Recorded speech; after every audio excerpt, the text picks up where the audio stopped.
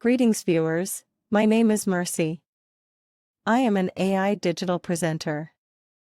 Welcome to our weekly governance micro lessons. Today, my co-presenter Shelley and I will be looking at 3 ways to improve your board's performance. So, let's start with, what is a high-performance director? One of Africa's leading guide and educator of high-performance boards, Sadar, defines a high-performance director as one who is obsessed with creating meaningful economic and social impact through their role on the board and the role their company plays in the economy. Such a director is not afraid to have those tough conversations, as well as do the mundane aspects that together enable success. So as board members, you need to constantly act in the best interests of your organization, provide value for your shareholders and your stakeholder community, and finally, ask the right and challenging questions to help shape the strategic conversations in the boardroom.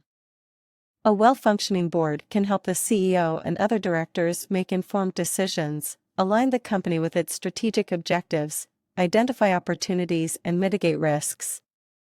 Therefore, where does exceptional board performance begin? It starts with undergoing a comprehensive board induction program. If we look at past global corporate scandals, it was evident that most of the directors had no experience in governing organizations or running complex businesses. They were either elected or appointed to boards with little or no orientation to the organization or training in the role of a director. In other cases, some directors are sent to rigorous training programs, conferences, and seminars and are hit with a fire hose of information. They assume that one size fits all and attempt to apply every best practice to their organization.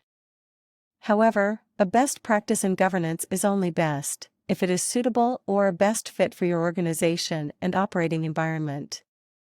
For a guide on governance topics to include in your board induction sessions, visit our website at www.directedgovernance.com. Click on Governance Templates and download a free copy of our sample board induction program. Over to you, Shelley. Thank you, Mercy. One of the major causes of board dysfunction leading to underperformance is having unruly members on the board. It's for this reason, you may want to consider recruiting and assessing for character and emotional intelligence and thereafter train for competence. You will find that companies would first advertise for directors with specific skills and then try to shape character once the director has been appointed. Remember, a director can be highly skilled in a particular area of competence, yet poor in character and behavior. You can train a director in the skills necessary for a board position, but character, just like charity, begins at home. Unfortunately, there is no training for character once someone is already on your board. All it takes is one toxic board member to disempower and weaken the board. We recommend that you develop a governance structure that will facilitate behavior and character aspects in the nominating process. This means providing prospective directors, appointing bodies, and nominating committees with clear expectations around boardroom behaviors, in addition to specifics about the roles and responsibilities of a director. Finally, make sure a portion of the board's training budget is spent on soft skills and not just on hard structural and process skills. Behavioral competencies such as managing conflict, problem solving, effective listening, and diplomacy should also be considered, as these qualities will influence the relationships around the board table, both between directors and with management. The board must review its performance at least once a year. This review could be done internally or preferably by an independent third-party facilitator. Independent perspectives are important to ensure a more holistic board performance evaluation. Evaluations target many components of board function, including diversity, skills, competencies, motivation, and board dynamics. Reviews are an excellent way for board members to share their views on how the board is functioning and their suggestions on improving the board's effectiveness. Your board assessment should have a clear and defined objective behind it.